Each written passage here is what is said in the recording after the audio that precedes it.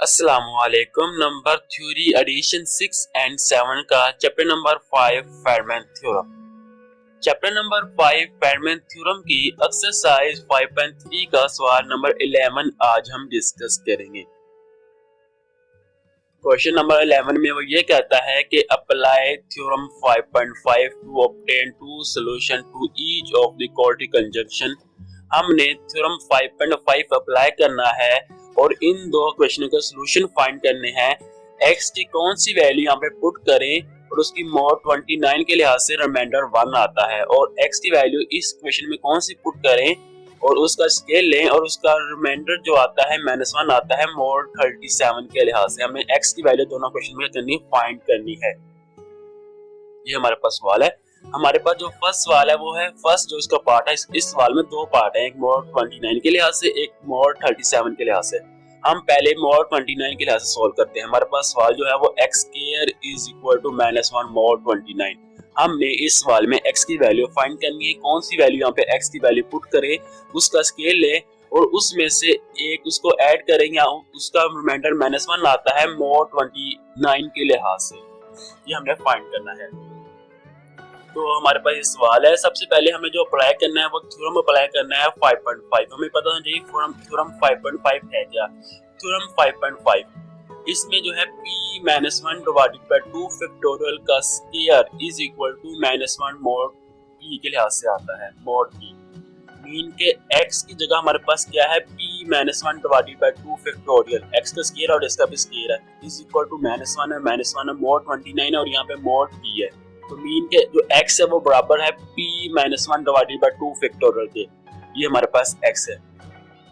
अब हमने इस इक्वेशन में p की वैल्यू पुट करनी है और इस इक्वेशन में जो हमारे पास p की वैल्यू है वो 29 है और p की जगह हम 29 पुट कर देंगे। Put p is equal to 29, then हमारे पास क्वेश्चन आती है 29 -1 divided by 2 factorial. 29 -1 28 divided by 2 factorial आ गया और 28 डिवाइडेड बाय 2 14 होता है। 14 फैक्टोरियल हमारे पास रिजल्ट आ चुका है।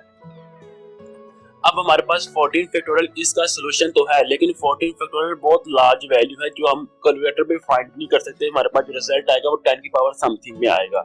हमने वो रिजल्ट फाइंड करना है, x की वो वैल्यू फाइंड करनी है जो 0 टू 29 के बिटवीन आए, मतलब 0 टू 29 के बिटवीन हो और हमारे पास वो यहाँ पे वैल्यू पुट करें, उसका रिमाइंडर -1 आए मोड 29 के लिहाज से। और जो 14 फैक्टोरियल वो बहुत लार्ज वैल्यू है, मीन 0 से लेकर 40 तक तमाम वैल्यू का प्रोडक्ट है। तो इसलिए हम 14 फैक्टोरियल का रिमाइंडर फाइंड करेंगे। जो रिमाइंडर आएगा वो हमारे पास x की वैल्यू होगी। हम डायरेक्ट 14 फैक्टोरियल का रिमाइंडर फाइंड नहीं कर सकते क्योंकि कैलकुलेटर पे डायरेक्ट 14 फैक्टोरियल लिखेंगे तो हमारे पास जो रिजल्ट आएगा वो 10 की पावर समथिंग में आएगा। लेकिन हम 13 फैक्टोरियल का रिमाइंडर फाइंड कर सकते हैं। हमारे पास 13 फैक्टोरियल इज इक्वल टू होता है 6227020800 मोड 29 के लिहाज से। और इसको डिवाइड करेंगे 29 पे तो जो हमारे पास रिमाइंडर बचता है वो 5 बचता है। 13 factorial is equal to 5 mod 29। अब हमने जो फाइंड करना है वो 14 फैक्टोरियल फाइंड करना है, तो इसलिए बोथ साइड 14 से क्या कर देंगे, मल्टीप्लाई कर देंगे। तो 14 multiply by 13 factorial is equal to 5 multiply by 14 mod 29। तो हमारे पास 13 multiply by 13 factorial multiply by 14 हमारे पास 14 फैक्टोरियल होता है। 5 मल्टीप्लाई बाय 14 हमारे पास 70 होता है। 17 मोड 29 आ गया। और कब 29 मल्टीप्लाई बाय 2 58 होता है। 58 माइनस करेंगे 17 में से तो हमारे पास 10 रिजल्ट बचता है, 12 रिजल्ट बचता है। तो हमारे पास आ जाएगा 14 factorial is equal to 12 mod 29। हमारे पास रिमाइंडर 12 आ गया। और अब ये जो 12 रिमाइंडर आया वो x की वैल्यू है जो बिटवीन है 0 टू 29 के दरमियान, और इसको यहाँ पे पुट करने से रिजल्ट -1 रिमाइंडर आता है मोड 29 के लिहाज से, यानी हम ये चेक करेंगे। तो पुट इस इक्वेशन में पुट करेंगे, x का पुट कर देंगे वो 12 पुट कर देंगे। तो 12 का square is equal to -1 mod 29। ये हमारे पास रिजल्ट आएगा। सही है। तो x 12 का जो स्क्वायर होता है वो 144 होता है। 144 यहाँ पे माइनस हो रहा है, इसको इस तरफ ले आएंगे क्या देगा, पॉजिटिव हो जाएगा। तो ये हमारे पास रिजल्ट आएगा 144 प्लस 1 145 आ जाएगा और मोड 0 आएगा मोड 20 के लिहाज से। मीन के ये अब ये वैल्यू जो होगी वो 29 पे डिवाइड होती होगी और ये वैल्यू 29 पे डिवाइड होती है। आप चेक करेंगे इस वैल्यू को 144 को पुट करेंगे सॉरी 145 को पुट करेंगे कैलकुलेटर पे, 29 पे डिवाइड करेंगे, जो हमारे पास जो आएगा जवाब आएगा वो 5 आएगा। मीन के 29 5 का 145 होता है। ये हमारे पास जो क्वेश्चन है इसका जो सोल्यूशन आ गया है, x की जो वैल्यू आ गई वो 12 आ गई। x is equal to 12 is the solution of the equation. जो 12 है इस इक्वेशन का सोल्यूशन है जो हमने फाइंड कर लिया है। अब हमारे पास जो सेकंड क्वेश्चन थी वो थी x square is equal to -1 mod 37। अब इसमें भी हमने x की वैल्यू फाइंड करनी है बेसिकली।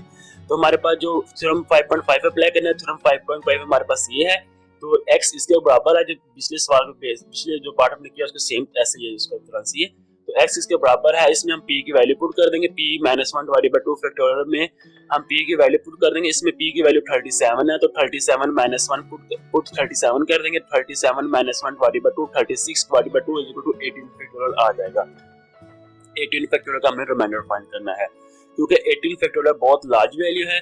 जो हमने रिमाइंडर फाइंड करना है, जो हमने वैल्यू फाइंड करनी है वो 0 to 37 के बिटवीन होगी। तो 18 फैक्टोरियल बहुत लार्ज वैल्यू है और हम कैलकुलेटर पर 10 पुट करेंगे तो 10 की पावर समथिंग में इसका रिजल्ट आएगा। तो इसलिए हमने इसकी रिमाइंडर फाइंड करना है। तो हमारे पास 13 फैक्टोरियल का जो रिजल्ट आता है वो आता है 62270200800 mod 37 के लिहाज से, और 37 के इसको डिवाइड करेंगे तो हमारे पास जो रिजल्ट आएगा वो 17 आएगा। तो हमारे पास क्वेश्चन आ गया 13 factorial is equal to 17 mod 37। जो हमें रिमाइंडर फाइंड करना है वो 18 फाइंड करना है। हमें जो रिमाइंडर फाइंड करना है वो 18 फाइंड करना है। तो हमारे पास आ जाएगी 13 factorial multiply by 14 multiply by 15 multiply by 16 multiply by 17 multiply by 18 is equal to 70 है हमारे पास पहले वाला। हम 14 15 16 17 और 18 से कर देंगे मल्टीप्लाई कर देंगे mod 37 के लिहाज से। तो अब ये 13 फैक्टोरियल मल्टीप्लाई 14 15 16 17 18 मल्टीप्लाई करेंगे तो हमारे पास क्वेश्चन आ जाएगी 18 फैक्टोरियल। 18 फैक्टोरियल इन तमाम वैल्यू को मल्टीप्लाई करेंगे तो हमारे पास इक्वेशन आ जाएगी 717478720 mod 37 के लिहाज से। तो 18 फैक्टोरियल का इसको 37 पे डिवाइड करेंगे तो हमारे पास रिमाइंडर 31 बचता है। तो 18 factorial is equal to 31 mod 37। तो हमारे पास जो रिमाइंडर है वो 31 आ चुका है। अब 31 इस इक्वेशन में जब x जगह पुट करेंगे तो हमारे पास जो सॉल्यूशन आएगा वो -1 करेंगे तो इस इक्वेशन को सर्टिफाई करता होगा। तो आप नीचे देख सकते हैं 31 का square is equal to -1 mod 37। तब 31 का स्क्वायर हमने लिया तो वो है 961। तो अब ये यहाँ माइनस है, इसको इधर ले जाएंगे प्लस हो जाएगा, तो +1 कर देंगे तो 962 आ जाएगा, उसका रिमाइंडर 0 आएगा 37 के लिहाज से। आप इसको डिवाइड करेंगे 37 पे 962 को तो वो डिवाइड होता होगा। तो हमारे पास 31 x is equal to 31 is the solution of the equation. उम्मीद है आपको ये सवाल समझ आएगा। इंशाल्लाह नेक्स्ट सवाल में आपसे मुलाकात होगी, तब तक अल्लाह हाफिज।